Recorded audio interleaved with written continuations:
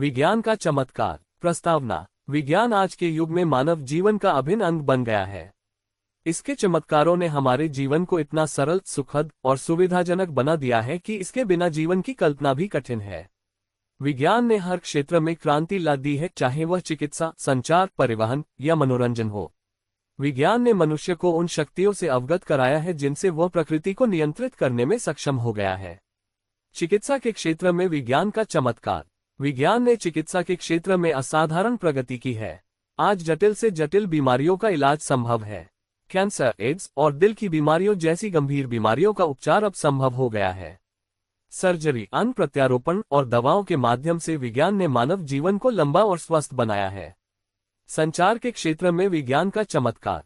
विज्ञान ने संचार के साधनों में अद्वितीय क्रांति ला दी है। पहले जहां संदेश भेजने के लिए दिनों या महीनों का समय लगता था, वहीं आज मोबाइल, इंटरनेट और सोशल मीडिया के जरिए हम पलक झपकते ही पूरी दुनिया से जुड़ सकते हैं। विज्ञान ने मनुष्य को ऐसे उपकरण दिए हैं जो दुनिया को एक छोटे गांव के रूप में बदल चुके हैं। परिवहन के क्षेत्र में विज्ञान का योगदान। विज्ञान ने परिवहन के क्षेत्र में भी अद्वितीय प्रगति की है। पहले यात्रा करने में महीनों का समय लगता था, अब हवाई जहाज, रेलगाड़ी और बसों के माध्यम से हम कुछ ही घंटों में दूर दूर तक की यात्रा कर सकते हैं। आज विज्ञान ने अंतरिक्ष यात्रा को भी संभव बना दिया है और मनुष्य चांद पर कदम रख चुका है। मनोरंजन के क्षेत्र में विज्ञान। टीवी, रेडियो, फिल्म और इंटरनेट ने मनोरंजन के साधनों में क्रांति ला दी है। आज हम अपने घर में बैठकर दुनिया भर के कार्यक्रम देख सकते हैं, संगीत सुन सकते हैं और खेलों का आनंद ले सकते हैं। वीडियो गेम और आभासी वास्तविकता जैसे नए नए आविष्कारों ने मनोरंजन को और अधिक रोमांचक बना दिया है। विज्ञान के दुष्प्रभाव। विज्ञान ने जहां हमें बहुत सी सुविधाएं दी हैं, वहीं इसके कुछ दुष्प्रभाव भी हैं। परमाणु बम, जैविक हथियार और प्रदूषण जैसे आविष्कारों ने मानव जीवन के लिए खतरा उत्पन्न किया है। इसलिए हमें विज्ञान का सही और संतुलित उपयोग करना चाहिए ताकि इसके दुष्प्रभावों से बचा जा सके। उपसंहार। विज्ञान का चमत्कार मानव जीवन के हर क्षेत्र में देखा जा सकता है। ये हमारे जीवन को सरल, सुरक्षित और सुखद बनाने में सहायक है, लेकिन इसके उपयोग में सावधानी बरतना आवश्यक है। यदि इसका सही ढंग से उपयोग किया जाए तो विज्ञान मानवता के लिए एक वरदान सिद्ध हो सकता है। मेरा प्रिय कवि। प्रस्तावना। कविता मानव की भावनाओं और संवेदनाओं का एक अद्भुत रूप है जो हमें गहराई से सोचने और महसूस करने के लिए प्रेरित करती है। मेरे प्रिय कवि हैं सूर्यकांत त्रिपाठी, निराला।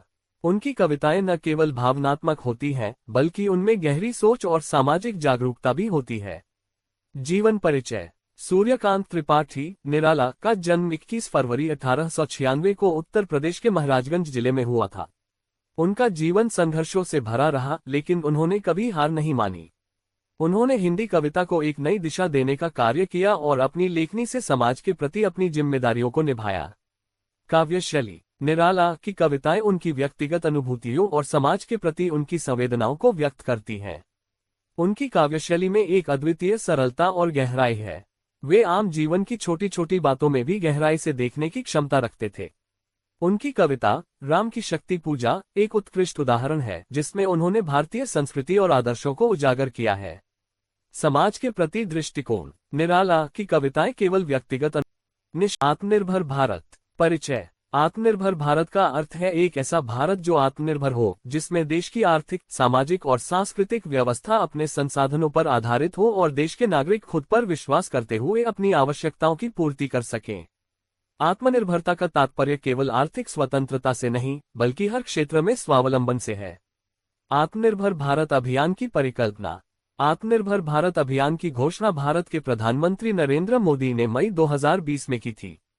इसका उद्देश्य कोविड-19 महामारी के दौरान और उसके बाद देश की अर्थव्यवस्था को सशक्त बनाना था। इस योजना के अंतर्गत विभिन्न क्षेत्रों को बढ़ावा देने के लिए वित्तीय सहायता प्रदान की गई, जैसे कृषि, लघु उद्योग, स्वास्थ्य और शिक्षा।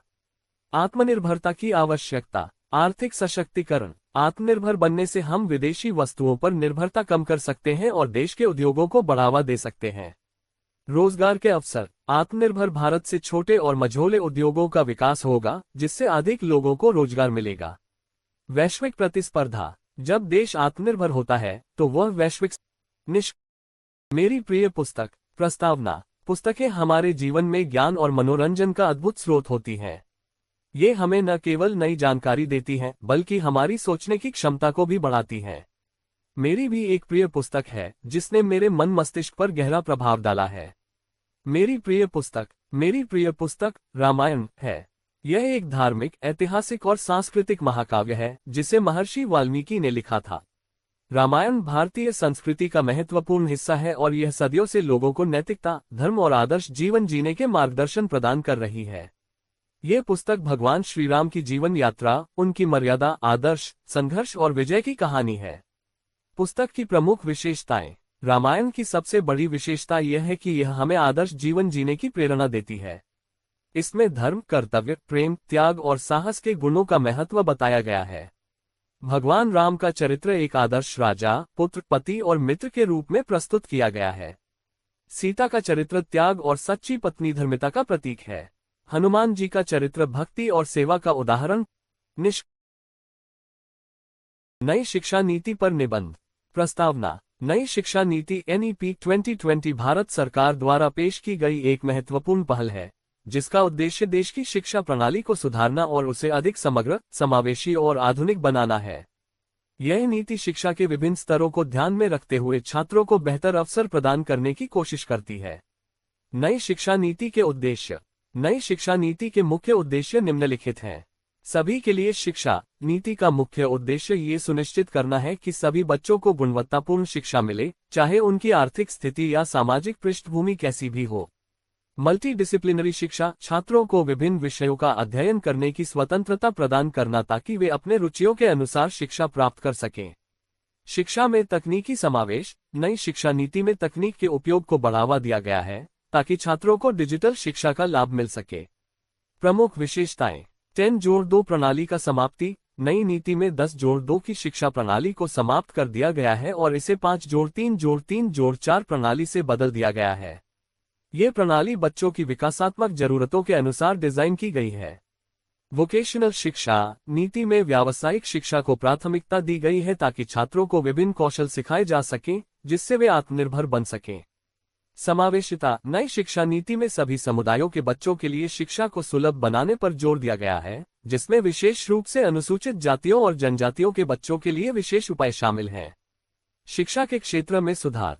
नई शिक्षा नीति के अंतर्गत कई सुधार किए जा रहे हैं, जैसे गुणवत्ता में सुधार। शिक्षकों के प्रशिक्षण और विकास पर ध्यान केंद्रित किया जा रहा है। परीक्षा प्रणाली में बदलाव। छात्रों की वास्तविक क्षमताओं का आकलन करने के लिए परीक्षा प्रणाली को भी संशोधित किया जा रहा है। शिक्षा में शोध को बढ़ावा। नीति में शोध और नवाचार को बढ़ावा देने के लिए विशेष योजनाएं बनाई गई हैं। निष्कर्ष। नई शिक्षा नीति 2020 एक महत्वपूर्ण कदम है जो भारत की शिक्षा प्रणाली को एक नई दिशा देने का प्रयास कर रही है। इसके माध्यम से हम एक बेहतर, समग्र और समावेशी शिक्षा प्रणाली की ओर अग्रसर हो सकते हैं। यदि इन सुधारों को सही तरीके से लागू किया गया तो यह आने वाले वर्षों में भारत को एक शिक्षित और आत्मनिर्भर राष्ट्र बनाने में महत्वपूर्ण भूमिका निभा सकती है। अनुशासन का महत्व। अनुशासन एक महत्वपूर्ण गुण है जो व्यक्ति के जीवन को व्यवस्थित और सफल बनाने में मदद करता है। यह न केवल व्यक्तिगत विकास के लिए आवश्यक है, बल्कि समाज और राष्ट्र की प्रगति में भी महत्वपूर्ण भूमिका निभाता है। अनुशासन का अर्थ है अपने कार्यों और व्यवहार में नियमितता और नियमों का पालन करना। अनुशासन का प्रभाव। व्यक्तिगत विकास। अनुशासन से व्यक्ति अपने लक्ष्यों को प्राप्त करने में सक्षम होता है। ये समय प्रबंधन, ऊर्जा की बचत और कार्य की प्राथमिकता निर्धारित करने में मदद करता है। जब व्यक्ति अनुशासित होता है तो वह अपने लक्ष्यों की दिशा में निरंतर प्रयास करता है, जिससे उसकी सफलता की संभावना बढ़ जाती है। सामाजिक अनुशासन। अनुशासन का पालन करने से समाज में स्थिरता और शांति बनी रहती है। जब लोग नियमों और कानूनों का पालन करते हैं तो समाज में सहयोग और समझदारी बढ़ती है। ये समाज के विकास के लिए आवश्यक है क्योंकि अनुशासन ही नागरिकों के बीच सामंजस्य और एकता का आधार बनाता है। शिक्षा में अनुशासन। विद्यालयों और कॉलेजों में अनुशासन की विशेष आवश्यकता होती है। ये छात्रों को सही दिशा में मार्गदर्शन करता है और उन्हें अध्ययन के प्रति समर्पित बनाता है। अनुशासन से छात्र समय का सही उपयोग करते हैं और अपनी पढ़ाई में उत्कृष्टता हासिल करते हैं। कार्यस्थल पर अनुशासन। व्यावसायिक जीवन में अनुशासन की आवश्यकता अत्यधिक होती है। यह न केवल व्यक्तिगत कार्यकुशलता को बढ़ाता है, बल्कि संगठन के लक्ष्यों को प्राप्त करने में भी मदद करता है। अनुशासन का पालन करने वाले कर्मचारी न केवल अपने कार्य में उत्कृष्ट होते हैं, बल्कि टीम के अन्य सदस्यों को भी प्रेरित करते हैं। निष्कर्ष: अनुशासन जीवन का एक अभिन्न हिस्सा है। ये हमें हमारे लक्ष्यों को प्राप्त करने में सहायता करता है और समाज को संगठित रखने में महत्वपूर्ण भूमिका निभाता है। अनुशासन के बिना कोई भी व्यक्ति या समाज अपने उच्चतम स्तर पर नहीं पहुंच सकता। इसलिए हर व्यक्ति को अनुशासन को अपनाना चाहिए और इसे अपने जीवन में एक आदर्श के रूप में स्थापित करना चाहिए। अनुशासन केवल एक शब्द नहीं है, बल्कि यह सफलता की कुंजी है। बेरोजगारी की समस्या। प्रस्तावना: बेरोजगारी आज के समय में एक अत्यंत गंभीर सामाजिक और आर्थिक समस्या बन चुकी है। यह एक ऐसी स्थिति है जिसमें सक्षम और योग्य व्यक्तियों को उनकी योग्यता और आवश्यकता के अनुसार रोजगार नहीं मिल पाता। ये समस्या केवल आर्थिक नहीं है, बल्कि सामाजिक, मनोवैज्ञानिक और राजनीतिक स्तर पर भी गहरे प्रभाव छोड़ती है। भारत जैसे विकासशील देश में बेरोजगारी की समस्या दिनों दिन गंभीर होती जा रही है, जिससे देश के विकास पर भी विपरीत प्रभाव पड़ता है। बेरोजगारी के प्रकार। बेरोजगारी के विभिन्न प्रकार हैं, जो इस समस्या की जटिलता को दर्शाते हैं।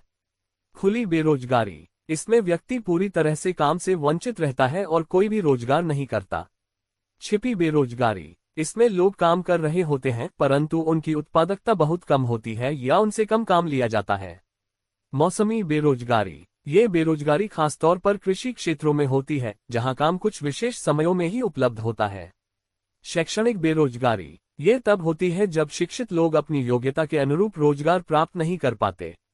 बेरोजगारी के कारण। बेरोजगारी के कई कारण होते हैं, जिनमें प्रमुख रूप से आर्थिक, सामाजिक और राजनीतिक कारण शामिल हैं। अत्यधिक जनसंख्या: भारत जैसे विकासशील देशों में जनसंख्या वृद्धि बेरोजगारी की सबसे बड़ी वजह है। जनसंख्या के बढ़ने के साथ रोजगार के अवसरों में अपेक्षित वृद्धि नहीं हो पाती।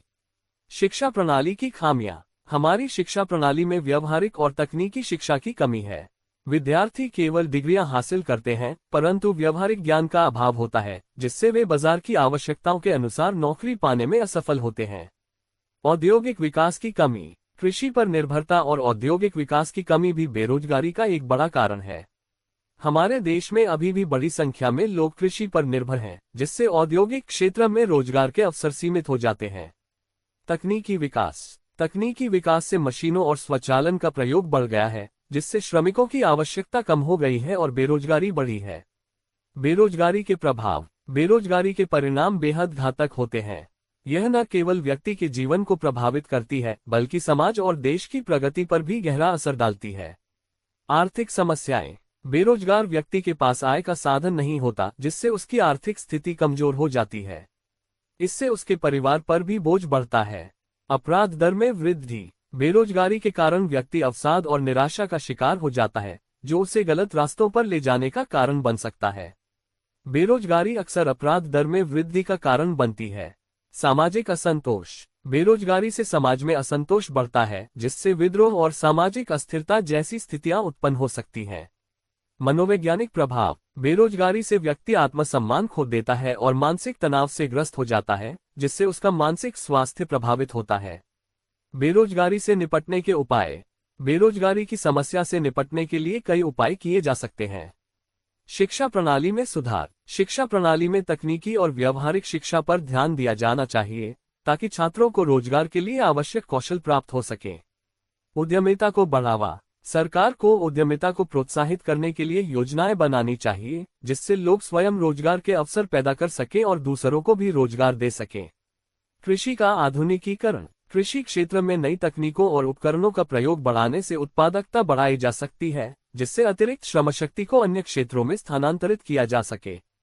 औद्योगिकीकरण को बढ़ावा: अधिक से अधिक उद्योगों की स्थापना से रोजगार के अवसर बढ़ाए जा सकते हैं। इसके साथ ही छोटे और मझोले उद्योगों का विकास भी आवश्यक है। सरकारी योजनाएं: सरकार को रोजगार सृजन के लिए नए कार्यक्रमों और योजनाओं की शुरुआत करनी चाहिए, जैसे प्रधानमंत्री रोजगार योजना, मनरेगा आदि, जिनसे ग्रामीण और शहरी क्षेत्रों में रोजगार के अवसर मिल सकें। उपसंहार: बेरोजगारी की समस्या किसी भी देश के लिए अत्यंत चिंताजनक होती है। यह न केवल आर्थिक दृष्टि से देश को कमजोर बनाती है, बल्कि समाज में असंतोष और अशांति का भी कारण बनती है। इस समस्या से निपटने के लिए शिक्षा प्रणाली में सुधार, उद्यमिता को बढ़ावा, औद्योगिकीकरण और सरकारी योजनाओं को सुदृढ़ करना आवश्यक है। यदि इन उपायों पर सही तरीके से कार्य किया जाए तो बेरोजगारी की समस्या को काफी हद तक कम किया जा सकता है और देश के समग्र विकास में योगदान दिया जा सकता है। प्रस्तावना: आज के युग में मोबाइल फोन हमारे जीवन का एक अभिन्न हिस्सा बन चुका है। इसने हमारे जीवन को सरल और सुविधाजनक बना दिया है। संचार, शिक्षा, व्यवसाय और मनोरंजन के क्षेत्र में इसकी महत्वपूर्ण भूमिका है, लेकिन इसके कुछ नकारात्मक प्रभाव भी हैं जो हमारे शारीरिक, मानसिक और सामाजिक जीवन पर असर डालते हैं। 1. शारीरिक दुष्परिणाम: मोबाइल फोन के अत्यधिक उपयोग से आंखों पर बुरा असर पड़ता है। लगातार स्क्रीन पर देखने से आंखों में दर्द, धुंधलापन और थकान की समस्या हो सकती है। इसके साथ ही मोबाइल को लंबे समय तक हाथ में पकड़ने से हाथों और कंधों में दर्द होना आम बात है। मोबाइल के रेडिएशन से भी स्वास्थ्य पर प्रतिकूल प्रभाव पड़ सकता है, जैसे सिरदर्द और नींद की समस्या। 2. मानसिक दुष्परिणाम: मोबाइल फोन के अत्यधिक उपयोग से मानसिक तनाव और चिंता का सामना करना पड़ सकता है। लोग सोशल मीडिया पर दूसरों से तुलना करने लगते हैं, जिससे आत्मसम्मान कम हो सकता है और डिप्रेशन का खतरा बढ़ सकता है। इसके अलावा मोबाइल गेम्स और इंटरनेट की लत से व्यक्ति का ध्यान भंग होता है, जिससे पढ़ाई और काम में गिरावट आती है। 3. सामाजिक दुष्परिणाम: मोबाइल ने हमारे सामाजिक संबंधों पर भी नकारात्मक प्रभाव डाला है। लोग वास्तविक जीवन की बातचीत से दूर होकर डिजिटल दुनिया में अधिक समय बिताने लगे हैं। परिवार और दोस्तों के साथ समय बिताने के बजाय लोग अपने फोन में व्यस्त रहते हैं। इसके चलते संबंधों में दूरी और संवाद की कमी देखने को मिलती है।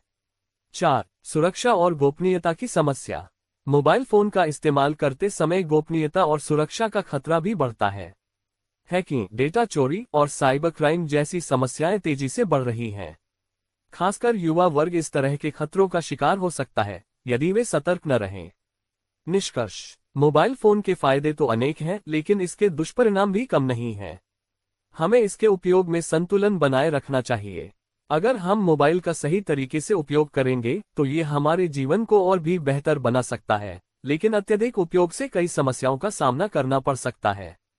इसलिए मोबाइल के उपयोग पर संयम बरतना ही उचित होगा।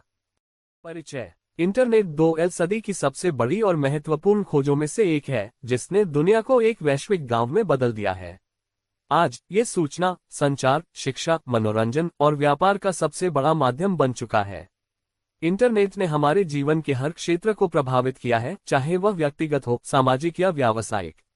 इस निबंध में हम इंटरनेट के महत्व, उसके लाभ और हानियों पर चर्चा करेंगे। इंटरनेट का महत्व: इंटरनेट ने जानकारी के आदान प्रदान को बेहद सरल और तेज बना दिया है। पहले जहां सूचनाओं तक पहुंचने में घंटों या दिनों का समय लगता था, अब वह पल भर में संभव हो गया है। ये शिक्षा, शोध और ज्ञान प्राप्ति के लिए एक महत्वपूर्ण साधन है।